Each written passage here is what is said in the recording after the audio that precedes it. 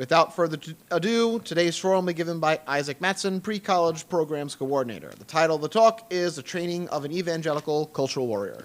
Take it away. Thank you, John. Okay, can everyone hear me? Oh, it's working, awesome. So, John took away kind of a little bit of my thunder. I am the Pre-College Programs Coordinator at Alfred University. I have been doing that for about 2 years now. The reason I live in Alfred is because my wife, Dr. Elizabeth Matson, for I think a fair amount of you might know, professor of mathematics. We moved here about 7 years ago. Prior to that, she was finishing her PhD at Auburn University. I was an infantry officer in the U.S. Army. So a little bit of background about myself. And I'm going to get into way more about my background in the actual presentation. Okay, so the title of this presentation is The Training of an Evangelical Culture Warrior. Said warrior is myself. So to give you guys an idea of where this topic is going to go. And there we go. It is working.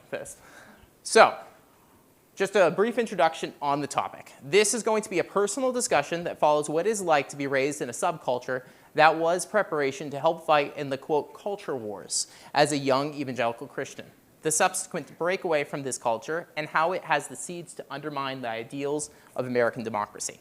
The discussion includes how the current situation represents a victory for Christian nationalism, as well as looking at the historical context that allowed this movement to become so prevalent in U.S. politics. The agenda for today's presentation is going to follow history, experiences, threat, solutions, and questions. So you're thinking to yourself, I want to get out of here. If you see these things, if we're at solutions, we're pretty close to the end. Okay, guys? So I have a disclaimer at the beginning of this presentation.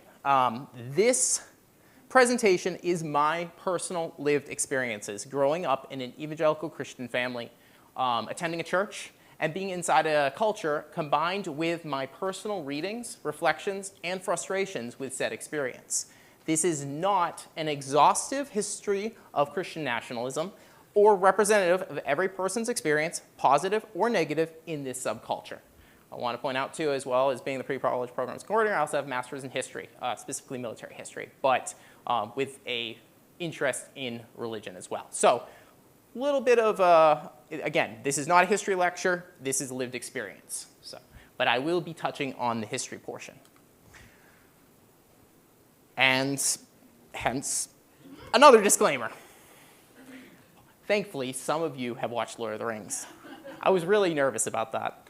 One of my favorite lines from the Lord of the Rings trilogy. And I stole it. So, now we get into the actual hard stuff.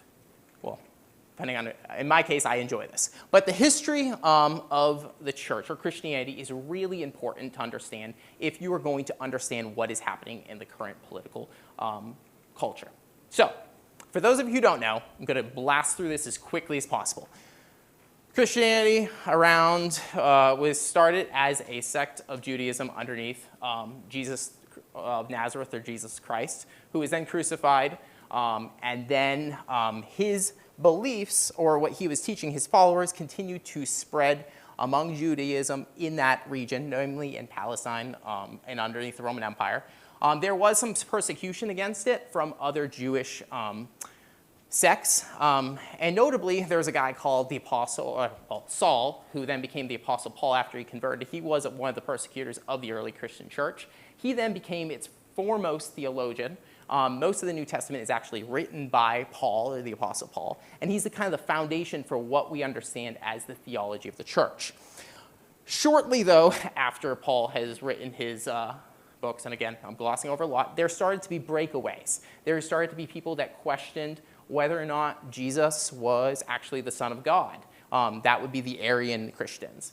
There would be the people that were questioning whether God was modality. He was like, God was God the Father at one point, then he became God the Son in Jesus' form, or God the Holy Spirit in another. And he wasn't what is, quote unquote, the Trinity, which is a tenet of Christianity today.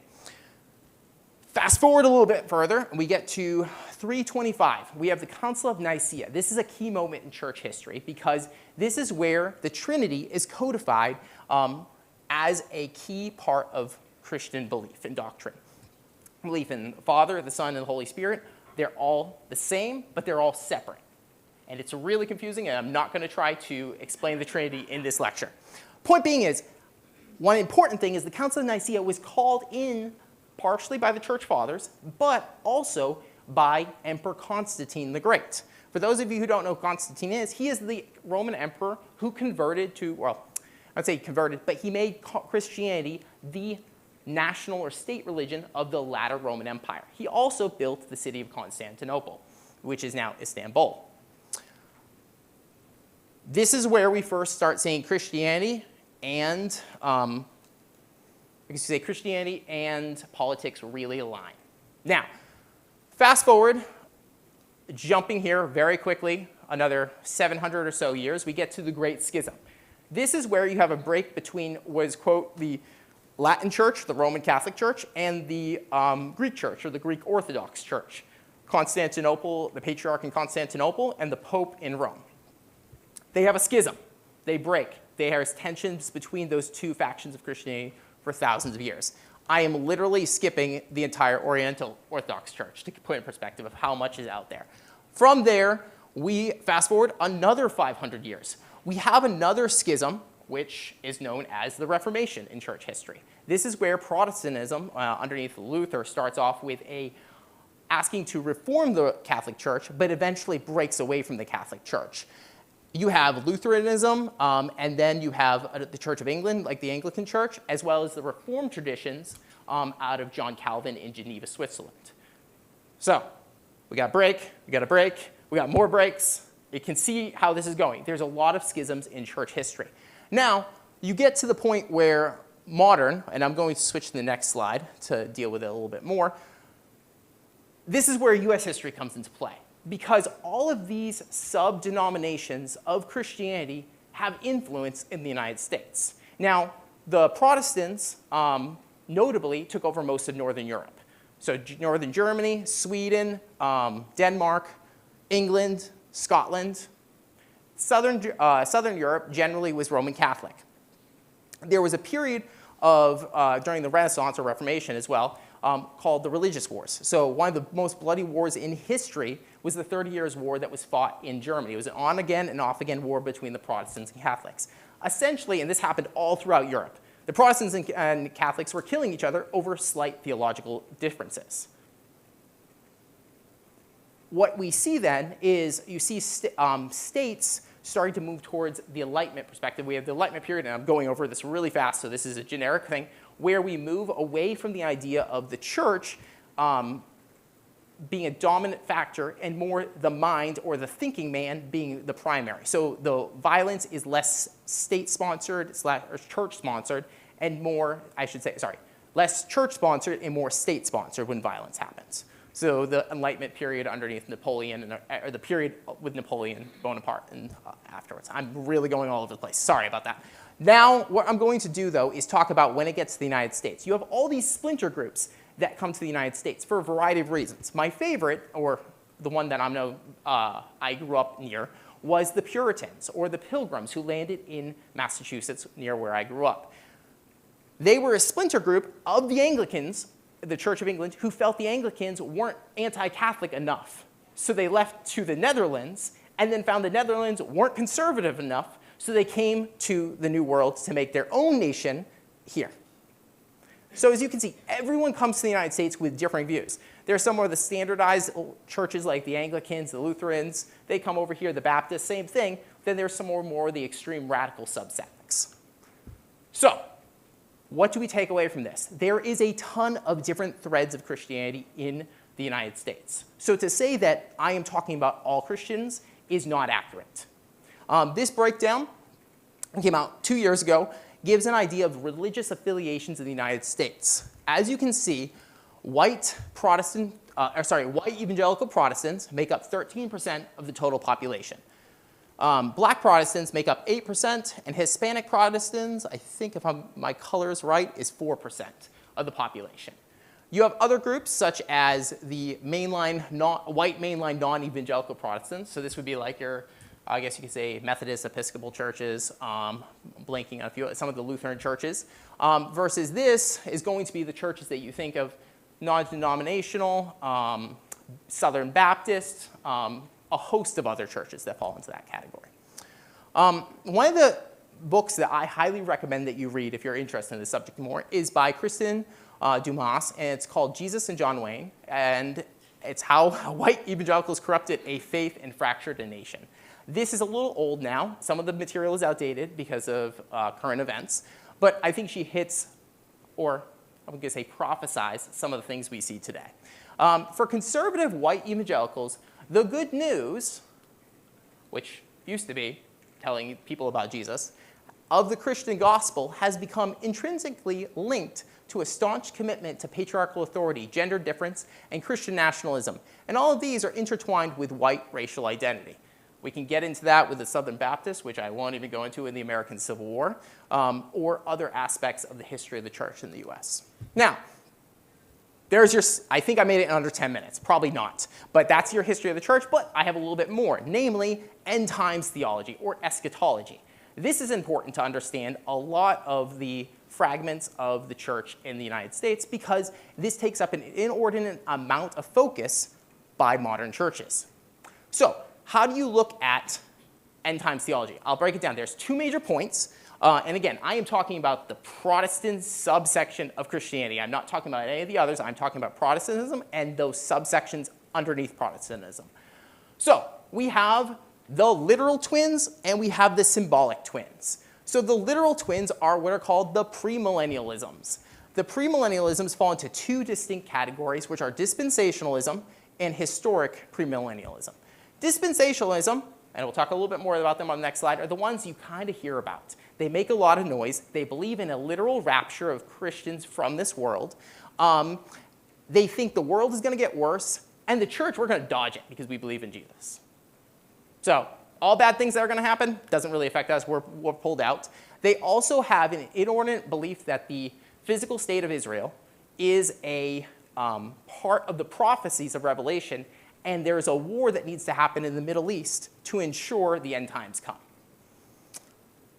Yeah.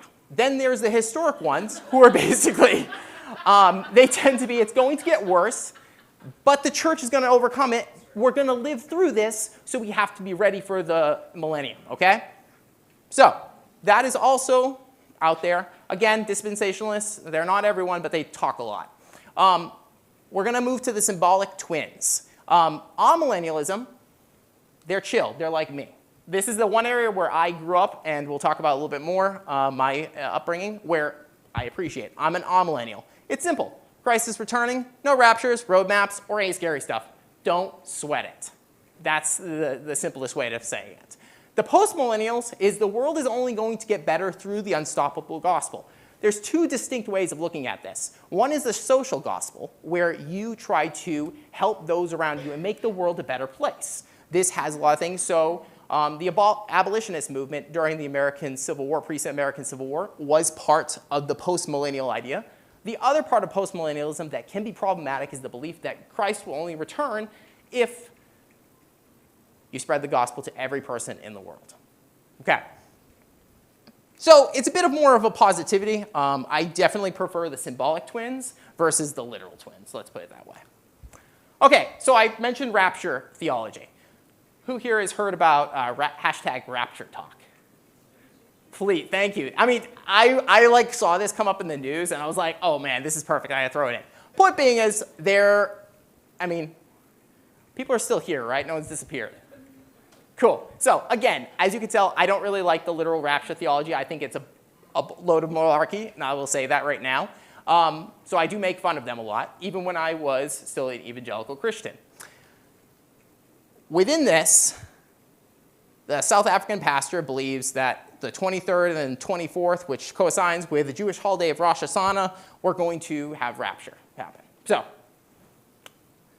that was in the news. That was on TikTok. I don't need to talk more about it. Okay, now that's kind of the background, the history. So the history of the church, eschatology, setting the frameworks. Now we go on to my experiences.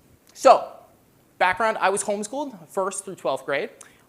Never left the house until I went to college. When it comes to, well, I did, but when it comes down to a classroom, my first actual class in a public setting was at community college, and I was thinking to myself, this isn't so hard. This is a piece of cake. This teacher's a lot nicer than my mom.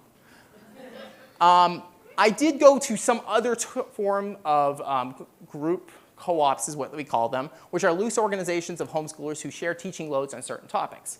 A great example is if you're good at one topic, you teach on that material while someone else teaches on another.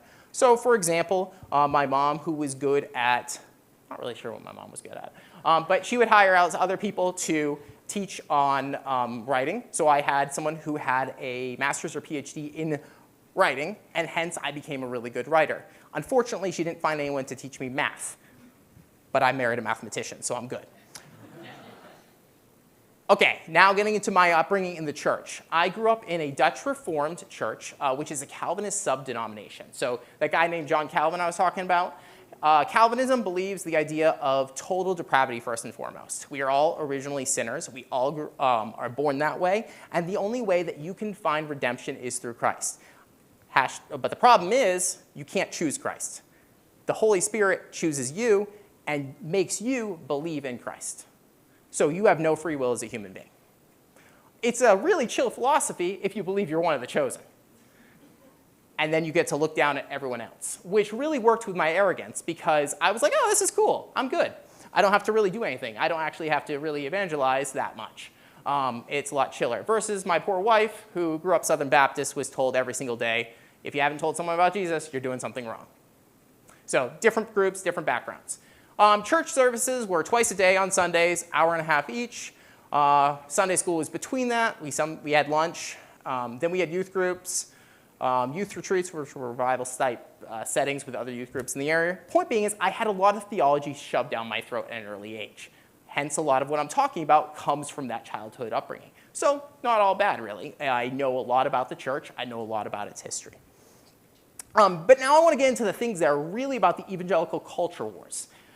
Namely, the organizations or parachurch organizations that have sprung up over the period of time since the 60s and 70s, and they are everywhere. You will see them in the news. They are hidden in plain sight. And I'm not saying they're all bad. I'm just saying they're everywhere. Now, some of the ones that I participated in personally as a high schooler are the following three. We have Teen Pact, NCFCA, and Generation Joshua. And I'll go into more details on each of them. But Teen Pact, essentially, it's a civics and politics course. NCFCA is a speech and debate competitions, hence why I'm not afraid of public speaking, NCFCA. And Generation Joshua is clubs and political campaigning. So move on to the first one, which is going to be Teen Pact. The mission statement of Teen Pact, and I just pulled this from their website this week, so this is up to date. Through our hands-on and practical teaching, Teen Pact students learn how to embrace their call as the next generation of leaders, find encouragement among like-minded peers, and develop the skills to engage the culture. This is their promo video, also from their front page. I believe that there's a leadership void in our society. Teen Pact has an incredible ability to take students and to not just train them in leadership, but actually give them opportunities to apply those principles. It's really crucial and important that teenagers and youth understand how politics works, how the political process works, so that then they can make a difference. Teen Pact trains youth in a hands-on way. Students come to the Capitol, they get to see where their legislators sit in the House and in the Senate. They get to learn how bills are written. They get to analyze them hands-on.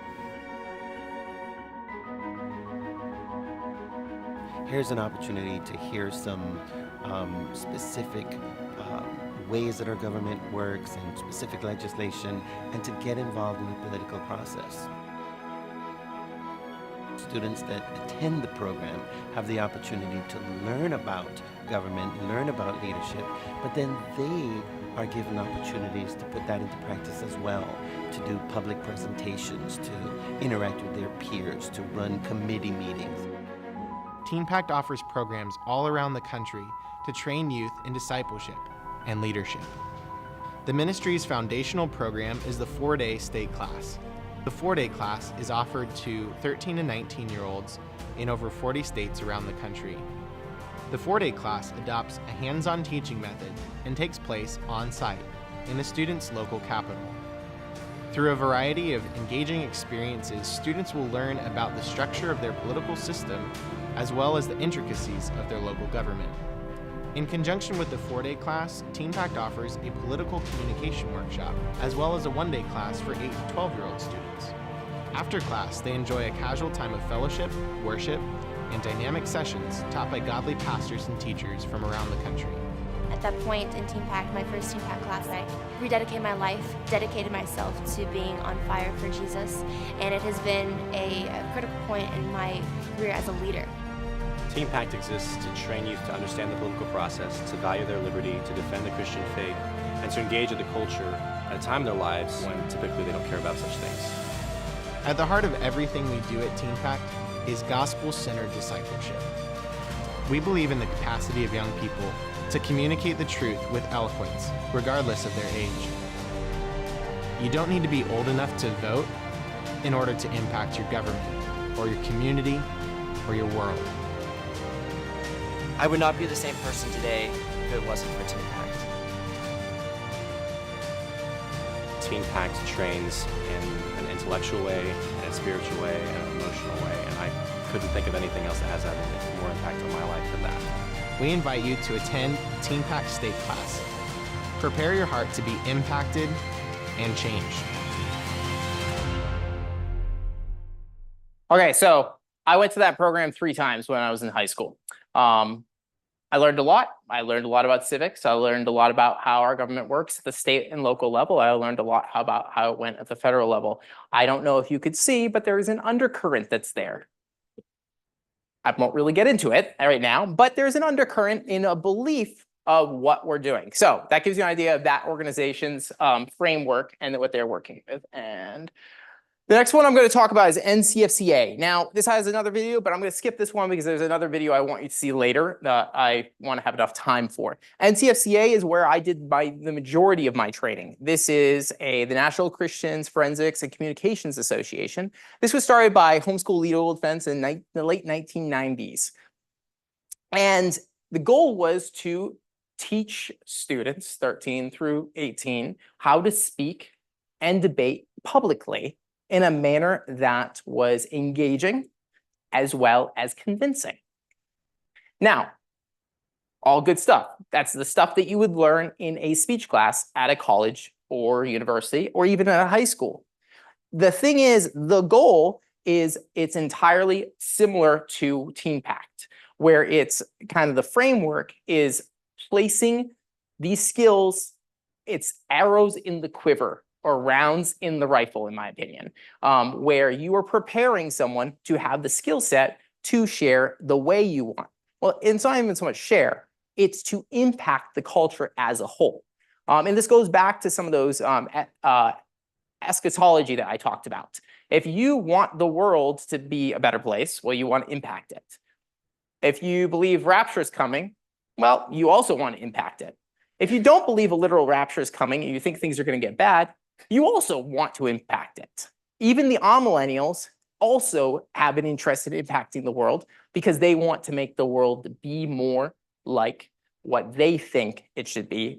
Generation Joshua is the final group that I'm going to talk about. And this one is also started by HSLDA, so Homeschool Legal Defense. This is an organization, for those of you who don't know, that basically runs or has lawyers on standby to call or to be called by parents who have problems with their public school district when they're trying to homeschool their kids. You pay like a yearly stipend protection fee, and you then get to call them. My mom always had them on standby if needed. I know numerous people that these people have won legal cases against the local school district for, so they're good at what they do. Generation Joshua the goal was to grow clubs around the country. And for those of you who don't know who Joshua is in the Bible, it's the book of Joshua. It's the book of the Bible that talks about when the Israelites come out of the 40 years of wandering in the wilderness after they left slavery in Egypt, and they go on and take down the Canaanites in pretty violent ways. The idea is you're training warriors. And again, slightly problematic. You're choosing a person or persons in the Bible who are I would say, antithetical to peace as your figurehead for your organization or parachurch organizations. Okay, I was kind of getting there, but the threat, or what I see as the threat. This is something I want to define before we get into the threat, though, is literalism or literal interpretation. In hermeneutics, the assertion that biblical text is to be interpreted according to the plain meaning conveyed by its grammatical construction and historical context. The literal meaning is held to correspond to the intention of the authors. St. Jerome, an influential biblical scholar of the 4th and 5th centuries, championed the literal interpretation of the Bible in opposition to what he regarded as the excess of allegorical interpretation. My guess is St. Jerome would be a dispensationalist, even though dispensationalism didn't appear until the 1800s in the United States, which is a whole nother rabbit trail. But the literal interpretation of the Bible, you start there, right? If you believe in literalism, the literal interpretation, you have a hard time with the allegorical nature of the Bible. And there's clear passages in the Bible that are allegorical in nature. Or, I mean, the one thing that every evangelical church I've ever been a part of always wants to make it evangelical is the erotica in the Song of Solomon. So, for those of you who haven't read that, it's not something that's generally preached at the churches I went to. Where I was going with this is if the Bible and what it says is literally true, and this is my words here, guys, then all other points of view or interpretations must be wrong. An extreme black and white take on life, religion, and politics. Now, I still consider myself a Christian. Just kind of a spoiler to the end of this. I am very harsh on evangelicals, and I will be throughout the rest of this presentation.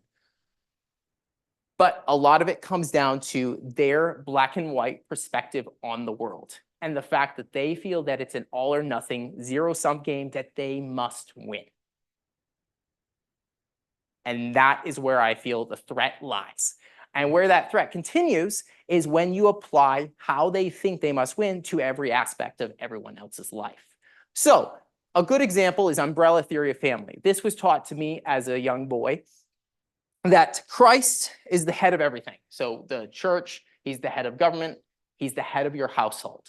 After him, you have the husband, so the father, so my dad. His job is to protect the family, lead the family, or provide for the family. Hence, my mother was a stay-at-home mom, even though she could have made a lot more than my dad because my dad was highly uneducated. My mom was educated. Wife.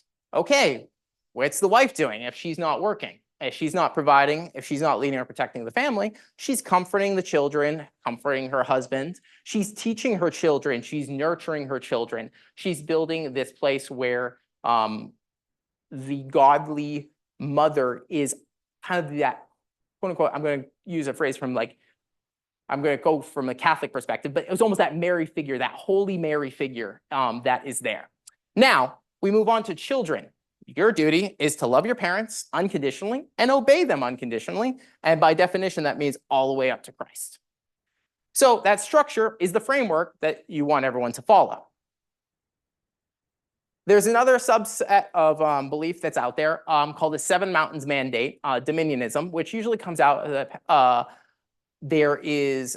falls into the dispositional. Point being is, it's out there. Some Christians disagree on this. Evangelicals disagree on this. Others do not. But the goalpost that they're looking for is you have 7 mountains that in order to take over a country or a nation, you must capture those 7 mountains. Again, military metaphors abound. And as someone who was in the military, I understand what they're saying. Religion. You capture religion. You make it the dominant state religion. Now, the question is, which denomination do we make the dominant state religion? That's something that's debatable. You dominate the family. Education. Not really sure if you guys have noticed, but there's targets at education right now. I'm not really sure. That's in the news, right? Okay. Government.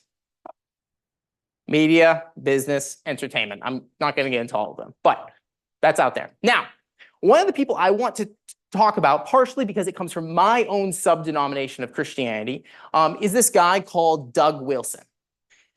His books were in my family's house when I was growing up. His theology was the theology that was my pastor was going to when he was preaching sermons. This is what I grew up with. Now, it's funny because back then he was even kind of radical and extremist for even some evangelicals. Now he's mainstream. So, Doug Wilson is an influential voice in the Christian right. That shift in clout was apparent this past week, and this came from September 5th, as he took a victory lap through Washington, sharing a stage with Trump administration officials and preaching at his denomination's new church. This is the time we had connections with as many people on national government as we do now, Wilson told the Associated Press. Wilson and his acolytes within the communion of Reformed evangelical churches still teach the empathy can be a sin. The U.S. is a Christian nation at its start, that giving women the right to vote was a bad idea. But as evangelicalism has aligned more closely with Donald Trump's Republican agenda, these teachings have a larger and more receptive audience. Also, for those of you who don't know, our defense secretary, well, I should say the Department of War secretary, Pete Hegseth, is now a member of this denomination. And he attends the church in D.C. A new church has quietly opened here in Washington, just 3 blocks from the nation's capital. The Defense Secretary, Pete Hegseth, attended the first service. The church is part of the communion of Reformed evangelical churches, and its aim is global Christian domination under a strict interpretation of the Bible. In this Situation Room special report, my colleague Pamela Brown went to Moscow, Idaho, to meet the controversial pastor behind it. Christ Church senior pastor Doug Wilson makes no apologies for his beliefs on God and country. I'd like to see the town be a Christian town. I'd like to see the state be a Christian state. I'd like to see the nation be a Christian nation. I'd like to see the world be a Christian world. And now Wilson's controversial views as a Christian nationalist are gaining sway in the nation's center of power with the recent opening of his new church and high-profile parishioners like Defense Secretary Pete Hegseth. Is planting a church in D.C. part of your mission to try to turn this into a Christian nation? Yes. So every society is theocratic. The only question is who's theo? In a secular democracy, it would be demos, the people. In a Christian republic, it'd be Christ. Well, what would you say to someone watching this and say, look, I'm a Muslim. Who are you to say your worldview is better than mine, that your God is better than mine? Well, if I went to Saudi Arabia, I would fully expect to live under their God's rules. But you said earlier that you want this to be a Christian world. Yes. So you want to supplant their religion with your Christian. Yes, by peaceful means, by sharing the gospel. There's a lot of work yet to do. I believe that we are working our little corner of the vineyard. Wilson's Little Corner, a picturesque campus nestled on the outskirts of downtown Moscow, Idaho, is growing by the day with thousands of like-minded Christians. Parishioners of his church, known as Kirkers, own and operate several businesses downtown, next to liberal college town stores. If it's true. Why did he yell boo? Because it's because of me. Because of you. Yeah. Well, there you go. That's a regular day for you. That's not unusual. A big focus of his Christian movement is on a patriarchal society where men are dominant and women are expected to submit to their husbands. Women are the kind of people that people come out of. So you just think they're meant to have babies. That's well, it. They're just a vessel. No, it doesn't take any talent to simply reproduce biologically. The wife and mother, who is the chief executive of the home, is entrusted with 3 or 4 or 5 eternal souls. I'm here as a working journalist, and I'm a mom of 3. Good for you. Is that an issue for you? No, it's not automatically an issue. Josh and Amy Prince, along with their 4 kids, moved here from Washington State. Do you see Amy as your equal? Yes and no. In the sense that we're both saved by grace, we're absolutely on equal footing. But we have very different purposes, God-given. But do you see yourself as the head of the household, as the man? He is the head of our household. Yes. Yes, and I do submit to him. So like moving here was ultimately your decision. Yes. That's a great example. Wilson says in his vision of a Christian society, women as individuals shouldn't be able to vote. His fellow pastors, Jared Longshore and Toby Sumter, agree. In my ideal society, we would vote as households. And I would ordinarily be the one that would cast the vote, but I would cast the vote having discussed it with my household. But what if your wife doesn't want to vote for the same person as you. Right. Well, then that's a great opportunity for a good discussion. There are some who have gone so far as to say that they want the 19th Amendment repealed. I would support that. And I'd support it on the basis that the atomization that comes with our current system is not good for humans. And Wilson, a veteran himself, is unapologetic about his view that women shouldn't be in certain leadership or combat roles. Looking at the leadership page for Christ Church, Right. It's all men. Do you accept women in leadership roles in the church and government? In the church, no. Why? Because the Bible says not to. I'm running out of time, so I'm sure you all kind of get the point. The reason I bring up Doug Wilson again is that is the denomination's like theological background that I grew up in. So this is what the framework for my world was growing up. Project 2025, I'm not really even going to talk about it. If you know about it, you know about it. I'm sure you're all familiar with what that is. Very much a generic blueprint that generally aligns a lot of these different belief systems kind of into a political goal or a playbook for a Republican president to utilize. Okay, end result. And this is where, I mean, you don't know yet. I'm going to let my card slide.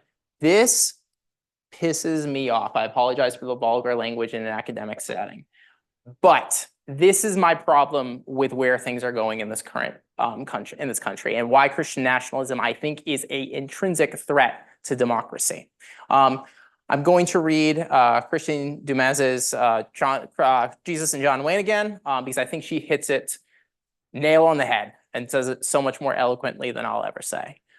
Evangelicals hadn't portrayed their values. Donald Trump was the culmination of their half-century-long pursuit of a militant Christian masculinity. He was the reincarnation of John Wayne, sitting tall in the saddle, a man who wasn't afraid to resort to violence to bring order, who protected those deemed worthy of protection, who wouldn't let political correctness get in the way of saying what he had to say, or the norms of a democratic society to keep him from doing what needed to be done. Unencumbered by traditional Christian virtue. Yeah. If I lived like that, I would have been in trouble as a kid, let's put it that way. He was a warrior in the tradition, if not the actual physical form, of Mel Gibson's William Wallace. He was a hero for God and country, Christians in the line of Barry Goldwater, Ronald Reagan, and Oliver North. One suited for Duck Dynasty Americans and American Christians. He was the latest and greatest high priest of the evangelical cult of masculinity. Okay, that is the threat. That is what we have. In my opinion, it's systemic. It's there. Do I think it will get past it? This is where I got to the solutions page. I really had a hard time putting stuff down because I don't know. I don't really have any answers. These are the 4 things that I thought about. I don't have any evidence to back them up other than what I've hopefully seen, and I feel like we're moving in that direction.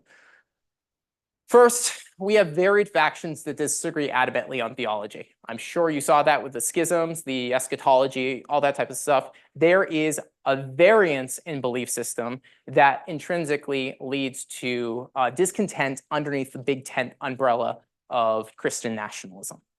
There's going to be an implosion at some point. I don't know when, or at least I hope there will be in this movement. And I don't mean that violently, sorry. I meant it as in like they will not agree theologically. Increase in the influence and public awareness will lead to pushback. No problem.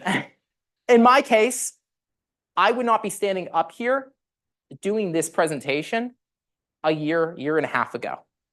I am motivated to push back on this because I have knowledge about this. I can share this knowledge with others. Now, again, this is my personal experiences and my take on it. Some of you in the audience are probably disagreeing with me right now. That is okay. We live in America where we can disagree.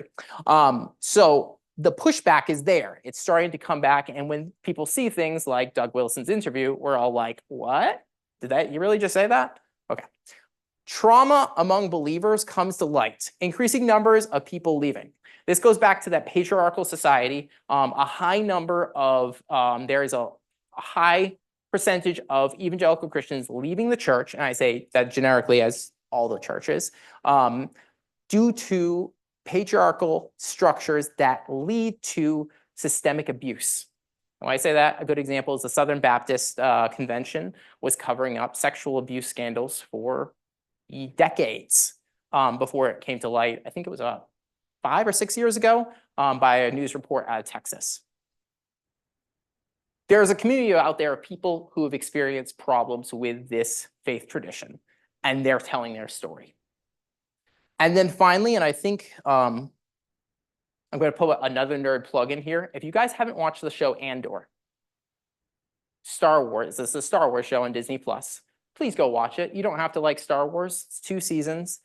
But it deals with this topic, which is fundamentalism, or you could say authoritarianism, or whatever other form you want to do, communism, fascism, Nazism, any of the other totalitarianism, any of those other words that we have out there for problematic authoritarian leaders or groups.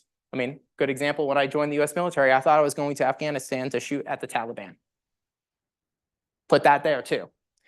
In almost any form, eventually there is pushback.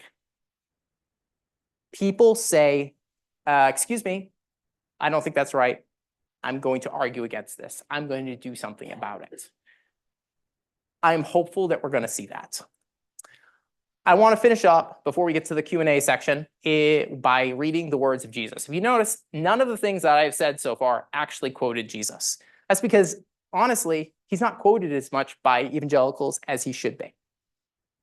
This is from Matthew 5, the Gospel of Matthew, where he's teaching the Sermon on the Mount to his people or his followers. And he tells them kind of how to live.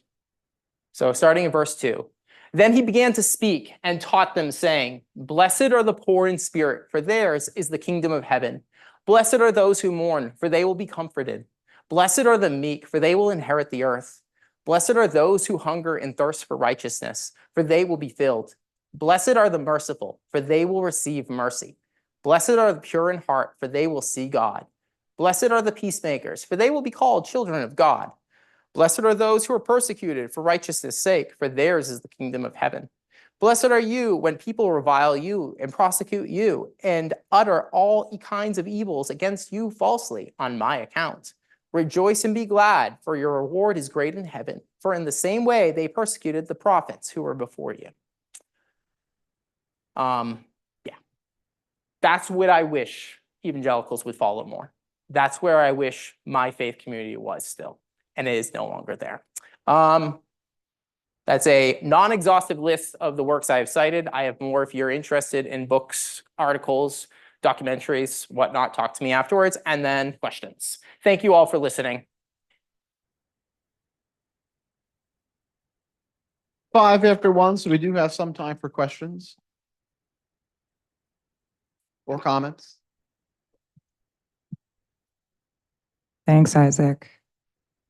So this fits with how you ended your presentation, but the thing I was thinking about is Jesus of Nazareth was a refugee at a young age, poor, mostly homeless in his adult life, and unmarried. So how does that get reconciled in their rhetoric?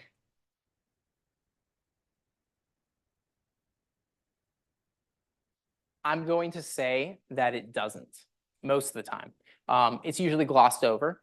Again, I think a great example is we don't have Generation Jesus. We have Generation Joshua as a motto. Again, and I know my entire family, my wife's entire family, our friends, our relations, every bit of our community, both from both sides of our families, is immersed in this culture. They really do want to do the best things. They really are, I guess you'd say, inherently good people at the heart. But they want, I'm going to say, there's a lot of a need for control. And there's very much a need for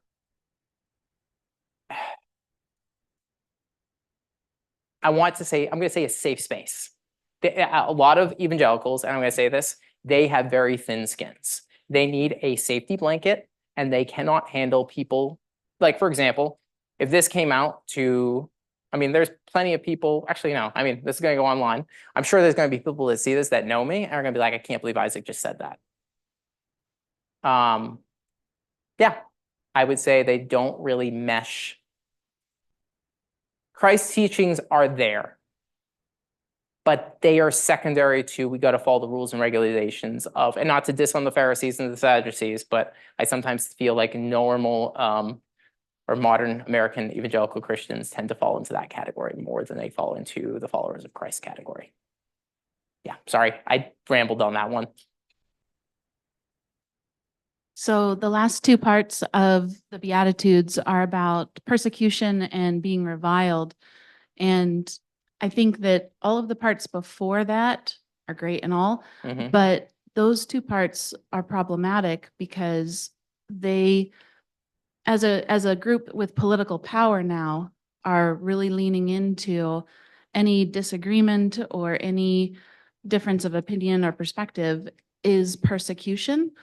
And in a society where on paper we have separation of church and state, we now have a new federal office investigating persecution of Christians, like officially with the power of the federal government. So I feel like the first parts are good, but we kind of lost the plot in those verse 10 and 11 because it creates a reason to see persecution as confirmation, and it makes it very hard to have any kind of discourse because disagreement or trying to consider different perspectives is seen as affirmation of their position. So it's a rock and a hard place. And I'd love to comment because that is something I wanted to talk about in this presentation, but I didn't have time. I had to cut a lot of things, but is the persecution complex in evangelical Christianity. You say, you're persecuting me for my belief system. I think for me, one of the reasons why I am kind of where I am right now is because I realized that was a BS claim when I went to a secular university, a secular college. I went into the army. There was no one persecuting me for my religion. Instead, it was my buddy who was in the army who was being persecuted for being a Muslim. It was the gay soldier that the other soldiers were harassing in my platoon. It was the people who were on the outside ostracized. Christianity is, whether or not it's a Christian nation, that from a historical perspective, that's a debate among historians. I tend to think not, based on my historical knowledge. Christianity is the dominant cultural threat in this country. So they can't play the persecution card. Jesus could play the persecution card. His people could play the persecution card. Once Constantine makes it the dominant religion of the Roman Empire, persecution is now done. So unless you're a subsect that are heretics and get burned at the stake. Sir? So hi, Isaac. Thank you so much for this lecture presentation. My question is, I believe everything happens as a result of cause and effect.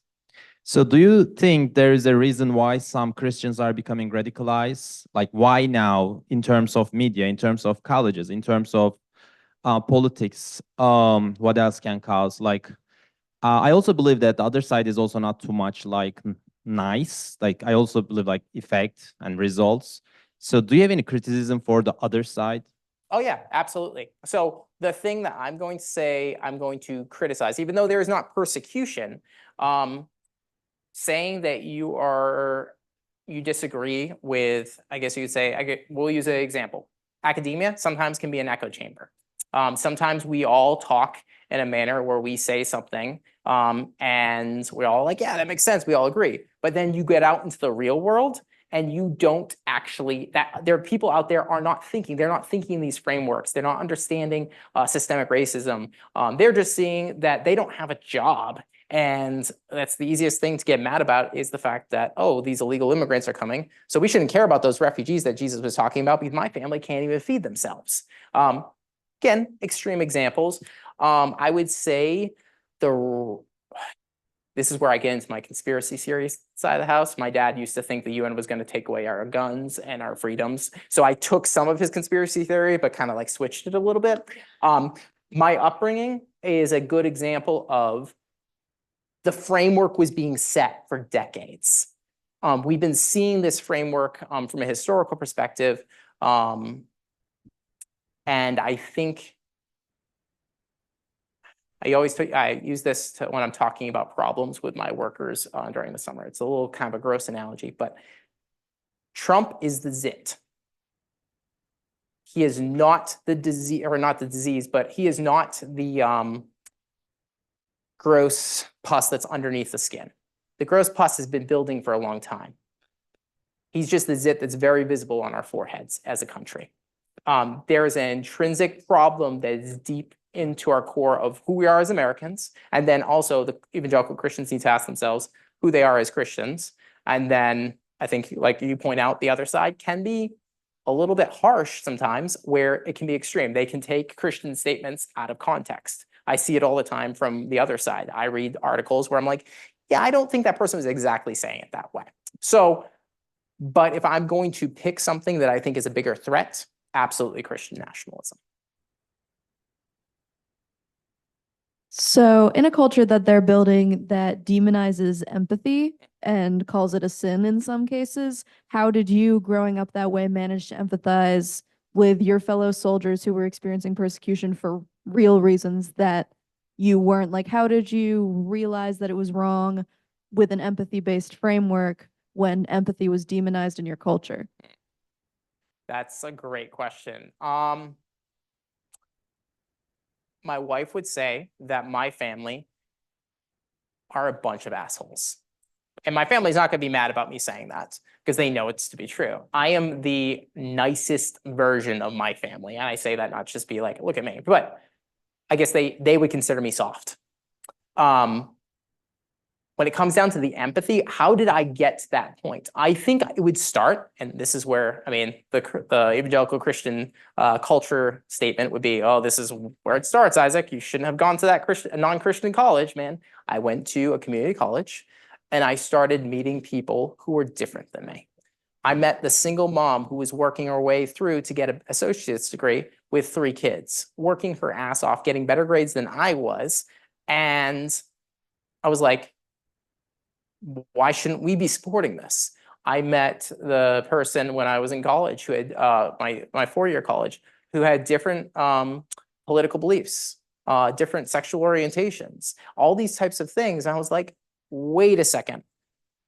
I can't just assume I'm always right. Generally, I still did. All throughout college, I would argue, I would debate. I would argue I did it with class. But I started listening to what they were saying. And this is where I think I moved towards the empathy. I got married, that helped. I got taught empathy via my wife, I think. When it came down to the soldiers, I realized that in the military craps on people. It's a necessary evil. We need to have it. I still am not upset about my service to this country. But soldiers who join the military don't always know what they're walking into. And sometimes they can walk away broken and in bad places. And I have empathy, and I still have empathy for soldiers and veterans. So yeah, I would say it's a continuing process. It's gotten more and more prevalent. And sometimes, I mean, there's points where you're like, you almost wish you could close the box, because it can sometimes open, it makes you challenge every aspect of your cultural structure, from the frameworks all the way. And yeah, you have to start from scratch. Sorry if that didn't answer your question. If anybody wants to stay, people can stay. It is 1:15 though. So let's thank Isaac for a great talk and hope to see you again. We want to continue. Thank you, everyone.